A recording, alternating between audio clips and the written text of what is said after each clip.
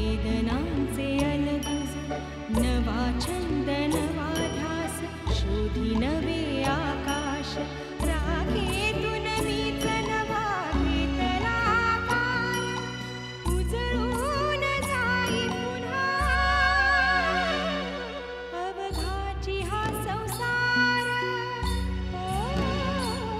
अवघाची हा संसार. तो माणूस जेव्हा पळून गेला तेव्हा त्याची ती सीडी होती. तुला सोडून कधीच कुठे जाऊ नये असं वाटतं मला सतत. असं अचानक? माझ्या मुलाच्या तब्येतीमध्ये सुधारणा व्हावी म्हणून तुम्ही आपल्या पोरीला आमच्या घरी पाठवलं राहायला. मला अजूनही असंच वाटतंय, मी कुठेतरी बघितलंय त्याला. पण मावाईनी काळजी करू नका, तुमची मुलगी ती आता माझी मुलगी. अंतरा एक ना एक दिवस परत येईल. तिला शोधायची जबाबदारी आता माझी आहे. शार्दूल,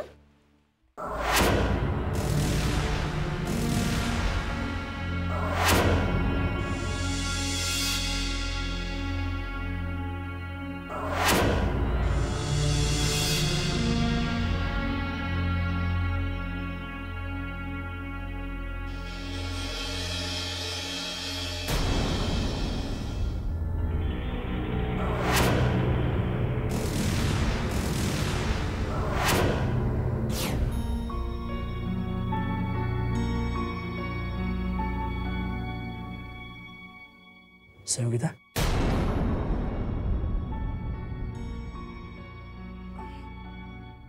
काय ग? काय नाही. बरं वाटत नाही का? मला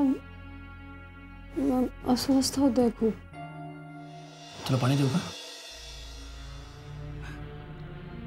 पाणी पण घेतलं नाहीस तू. तू तू थांब, मी पाणी आणतो. बस, बरं वाटेल तुला. आलोच.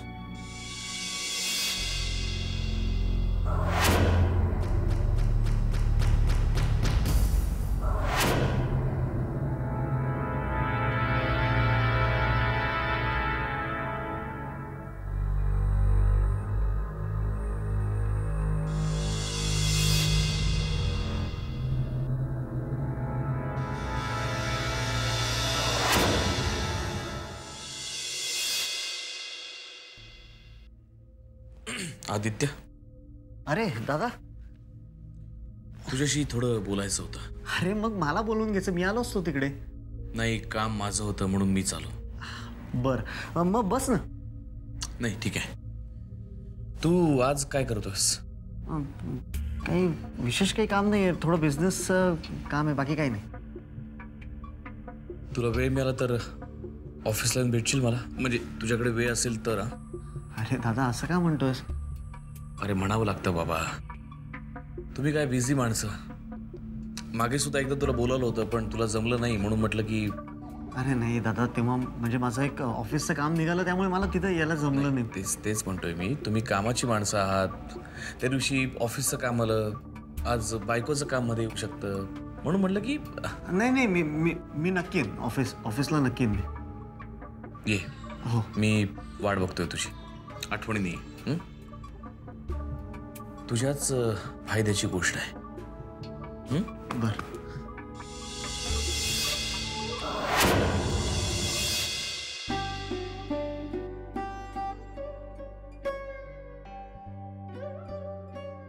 उमा, काय विचार केलायस तू? कसला? धनाजीकडे राहायला जाण्याबद्दल बोलतोय. भाऊजी, मला वाटतं की मी तिथे जाणं योग्य नाही होणार. कसं समजावून सांगू तुला? अगं मला. हो भाऊजी, मला माहिती आहे तुम्ही एकटे राहू शकता आणि नेहालाही वाटतं की मी तिथे यावं म्हणून. सगळंच जर तुला माहिती आहे तर मग जात का नाहीस?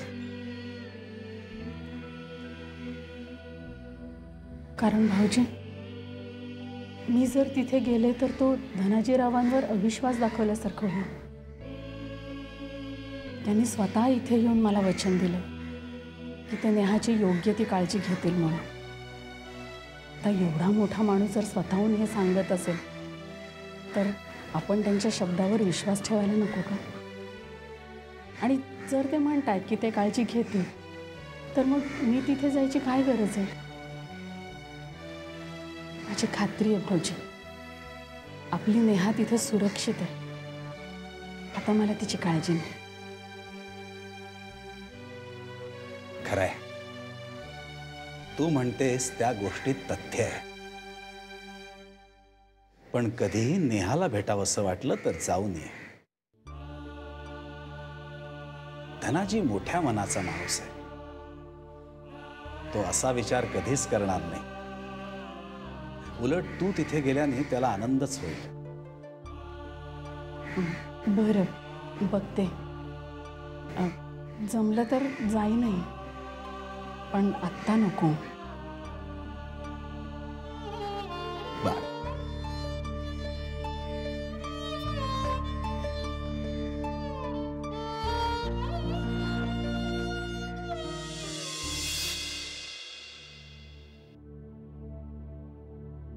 आधी दादा का आले होते इथे? त्याचं जरा काम होतं माझ्याकडे. कसलं काम? नाही माहीत नाही, त्याला कुठल्या तरी संदर्भात माझ्याशी बोलायचं होतं म्हणून त्याने मला आज ऑफिसला बोलवलंय. पण मग ऑफिसला कशाला बोलवलंय? इथे का नाही बोलले? हां, नसेल बोलायचं त्याला. का? हर्षदा, प्रत्येक गोष्टीत काय प्रश्न उपस्थित करतेस तू? अगं असेल काहीतरी ऑफिसच्या संदर्भात काम म्हणून त्याने बोलावलं ऑफिसला. आधी तुला कसं कळत नाही? त्यांना माझ्यासमोर बोलायचं नव्हतं म्हणून त्यांनी तुला ऑफिसवर बोलवलं. आता काय करू मी तुझं हर्षदा? मला मान्य आहे की तुला तो आवडत नाही, तुला राग येतो त्याचा. म्हणून तू त्याच्या प्रत्येक गोष्टीमध्ये संशय घेणार आहेस का? कारण ते तसेच आहेत. प्रत्येक गोष्टीत त्यांचा कुठला ना कुठला स्वार्थ असतोच. याही गोष्टीत असणार. आधी ऑफिसमध्ये गेल्यावर ते तुला काही म्हणाले तरी पटकन हो म्हणू नकोस. हर्षदा, पुरे आता. मी इतका काही लहान नाही की तुम्हाला प्रत्येक गोष्ट समजून सांगशील. कळलं ना? आणि मी बघीन मला काय करायचं ते. कळलं? ठीक आहे, मी फक्त सावध करण्याचं काम केलं. काय करायचंय काय नाही करायचं ते तू ठरव.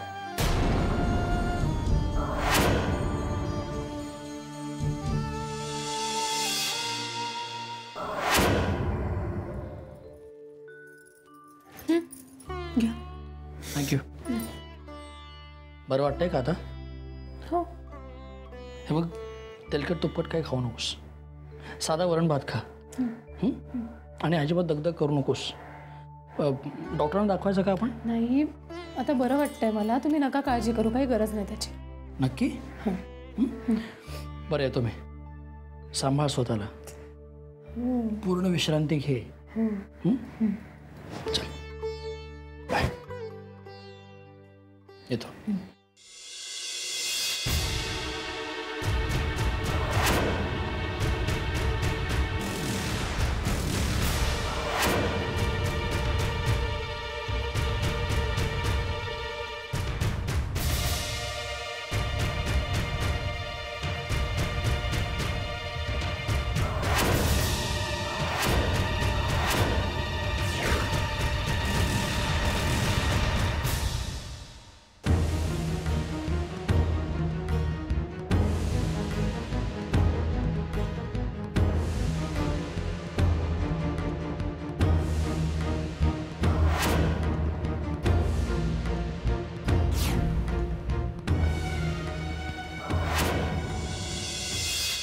आधी तू मागे मला म्हणाला होतास की तू नोकरी सोडून काही नवीन बिझनेस करायचं ठरवतोयस.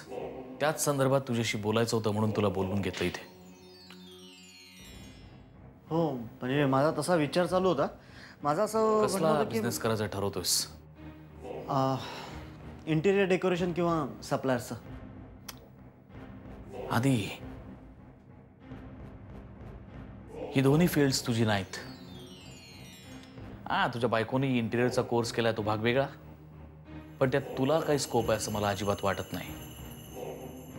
त्यापेक्षा माझ्याकडे तुझ्याकरता एक उत्तम ऑफर आहे. कुठली? कन्स्ट्रक्शन.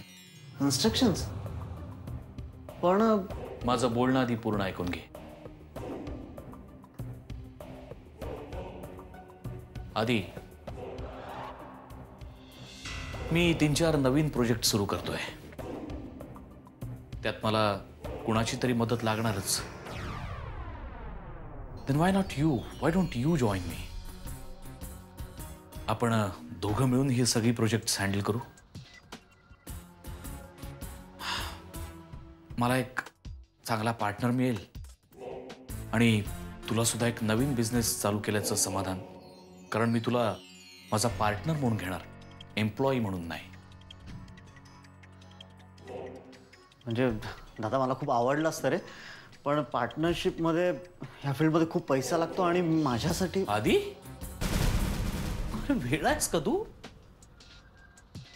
अरे एवढं मोठं घर आहे तुझ्या नावावर, त्याच्यावर तुला हवं तेव्हा हवं तितकं लोन काढू शकतोस. म्हणजे लगेच काढ असं माझं म्हणणं नाही, पण काढू शकतोस. हो पण आधी या फील्डमध्ये खूप पैसा आहे.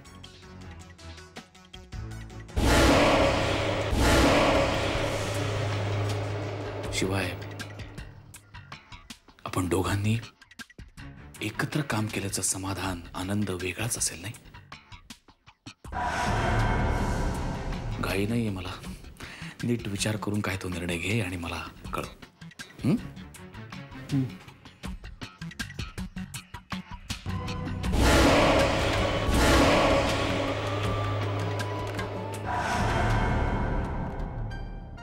म्हणजे उद्या तू चालली आहेस उद्या रात्री. कुठे? अमेरिकेला? जबलपूरला. लवकरच येईन परत. तोपर्यंत काय थांबण्यात अर्थ नाही. काय? नाही, तू परत येशील नाही येशील कुणाच ठाऊक. त्यापेक्षा आत्ताच बोललेलं बरं. अरे हे हे काय काय बरळतोस का तू? हे बरळत नाही, जे खरं आहे तेच सांगतोय. अरे पण खरं काय आहे?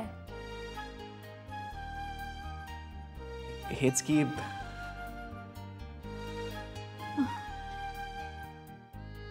I love you. मला तू खूप आवडतेस. आय नो आपल्या वयात खूप अंतर आहे. म्हणजे तू मोठी आहेस, मी लहान आहे. तू कदाचित मला बच्चाही समजत असशील, पण तरीही माझं तुझ्यावर खूप प्रेम आहे. लिसन लिसन परेश, ॲक्च्युली यु नो काय असतं ते अगं मी तुला प्रपोज केलंय, शिवान्यात घातल्या, आणि एवढं टेन्शन का घेतेस? मला तुझ्याकडून कुठल्याही प्रकारच्या उत्तराची अपेक्षा नाही. मला बोलावंसं वाटलं म्हणून मी बोललो. एनिवेज जाण्याआधी एकदा भेट होईलच. चल बाय. डिप्सला पण बाय सांग.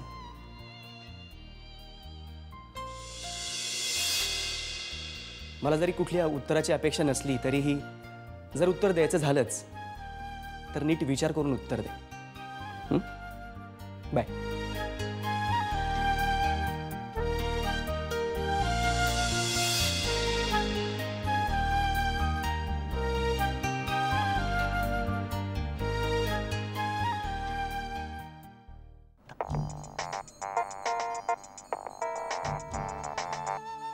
हां बोल. पोचलात का? हो. का ग? नाही असंच विचारलं. बस एवढंच विचारण्यासाठी फोन केला होतास का? म्हणजे ते अगं बोल ना, काय झालंय? अहो मी मगापासून शोधतेय, ती सीडी कुठे दिसत नाहीये. आता ती सीडी तुला कशाला हवी आहे? नाही म्हणजे मी म्हटलं जस्ट बघते ना एकदा नेमकं काय आहे त्याच्यात. तुला मी सांगितलं ना संयोगिता की ती सीडी आपल्या कुठल्याही कामाची नाही आहे. कशाला उगीच? मी नुसतं. तुम्ही कुठे ठेवली होती सीडी? फेकून दिली. काय? फेकून दिली. अहो असं काय करता? का फेकलीत तुम्ही ती सीडी? कारण अशी कुठली गोष्ट मला घरात नको आहे जिच्यामुळे तुला किंवा आपल्या घराला धोका निर्माण होऊ शकतो. पण हे बघ संयोगिता, प्लीज असं समज की तुला ती सीडी कधी मिळालीच नव्हती आणि आता हा सीडीचा विषय संपला. ओके? अहो पण बाय.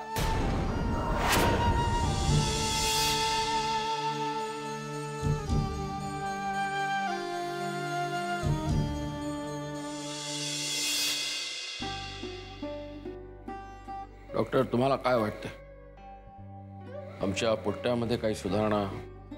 हो, मला त्याच्यामध्ये निश्चितच सुधारणा दिसते. आय थिंक नेहाच्या येण्यामुळे त्याच्यामध्ये हळूहळू सुधारणा होते. आज तो व्यवस्थितपणे माझ्याशी बोललाय. म्हणजे मी जे प्रश्न त्याला विचारले त्या प्रश्नांची त्यांनी अडखळत का होईना पण उत्तरं दिली. काय डॉक्टर, तो अजूनही व्यवस्थित बोलू शकत नाही? म्हणजे त्याच्या वाणीमध्ये काही प्रॉब्लेम नाही, पण मग तरीही काय? ॲक्च्युली तो इतक्या उंचावरून पडल्यामुळं त्याच्या डोक्यावरती जबरदस्त असा आघात झालेला आहे. त्याच्यामध्ये तो सगळंच विसरलेला आहे. अगदी त्याची भाषाही तो विसरला आहे. म्हणूनच त्याला प्रत्येक शब्द हळूहळू शिकवायला पाहिजे. त्याला प्रत्येक गोष्टीची ओळख करून द्यायला पाहिजे. याला हे म्हणतात, त्याला ते म्हणतात. आणि हे जर त्याला सांगितलं ना तर तो एक दिवस नक्कीच व्यवस्थितपणे बोलायला लागेल. आणि असं समजा की तो इयत्ता पहिलीतला मुलगा आहे. तसे प्रयत्न सुरू आहेत डॉक्टर. आमच्या नेहानं त्याला काही अक्षरं वाचायला शिकवलेली आहेत, पण काय अजूनही त्याला नीट शब्द नाही वाचता येत. त्याला असा न्यूजपेपर दिला की तो फक्त त्याच्यामधले चित्र बघत असतो बस. इयत्ता पहिलीतल्या मुलाला 10वीत येईपर्यंत थोडा तरी वेळ लागणारच ना. इतक्या उंचावरून पडूनही तो वाचला हे काही कमी नाहीये. म्हणूनच थोडीशी वाट पहा. त्याच्यातला प्रोग्रेस दिसून येतोय म्हणजे तो नक्की बरा होणार आहे. तसं झालं ना डॉक्टर,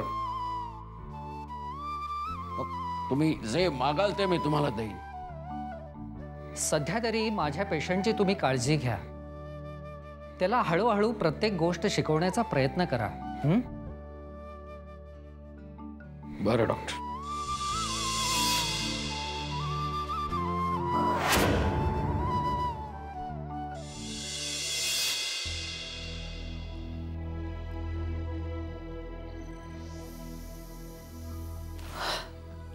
हर्षदा, मी आज दादाच्या ऑफिसमध्ये गेलो होतो. तर तो मला म्हणाला की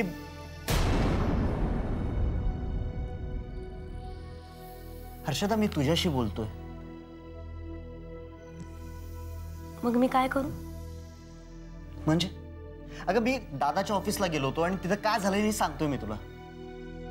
ते मला सांगून काय उपयोग आहे? तू समर्थ आहेस. तुझे डिसिजन्स तू स्वतः घेऊ शकतोस. मग माझी काय गरज आहे, नाही का? हर्षदा, ती गोष्ट खूप इम्पॉर्टंट आहे तुझ्यासाठी, माझ्यासाठी नाही. हर्षदा थांब. मला मान्य आहे मगाशी मी जरा जास्तच बोललो तुला, पण तू पण काही कमीत आणलं नव्हतंस. दादाने मला एक चांगली ऑफर दिली, ती सांगण्यासाठी धावपळ करत मी घरी आलो तर तू मला. कसली ऑफर? दादाने मला 50% पार्टनरशिपची ऑफर दिली आहे त्याच्या कन्स्ट्रक्शन कंपनीत. एम्प्लॉय म्हणून नाही तर बिझनेस पार्टनर म्हणून. पण त्यासाठी तुला काय करावं लागेल? काय नाही, या घरावरती लोन घ्यावं लागणार आहे. आधी काय बोलत ह्याच्यावर मी जर वाईट बोलले तर ते तुला आवडणार नाही, आणि तुझं वाईट होत असतानाही जर मी काय चांगलं बोलले तर ते मला आवडणार नाही. हर्षदा, काय हरकत आहे? हे बघ, बिझनेस लाईन ही आपल्यासाठी नवीन आहे. शिवाय आपण जो बिझनेस करणार आहोत तो आपल्यासाठी नवीन आहे. दादा सेटल आहे या बिझनेसमध्ये आणि त्याला खूप अनुभव आहे, आणि त्याच्यावर पार्टनरशिप करण्यात आपल्याला कुठलीच रिस्क घ्यावी लागणार नाही. आणि आपल्या घराची रिस्क आधी जर काही झालं तर रस्त्यावर येण्याची वेळ येईल आपल्यावर. आधी हे घर तुला माईंनी दिलंय, ते इतक्या सहजासहजी कोणाच्याही घशात जाऊ देऊ नकोस. हर्षदा, तू प्रत्येक वेळेस निगेटिव्ह का बोलतेस ग? पण ज्या माणसाची तू ऑफर घेऊन आलाय तो माणूसच मुळात निगेटिव्ह आहे. कसं कळत नाही तुला आधी? ते आपल्याला आपल्या बिझनेस पासून परावृत्त करू बघतायत, कारण तुझ्या स्वतःच्या बळावर तू स्वतःचा बिझनेस उभा करू शकला तर त्यांना फक्त त्रासच होणार आहे. त्यांना कधी तू त्यांच्या पुढे जायला नकोयस.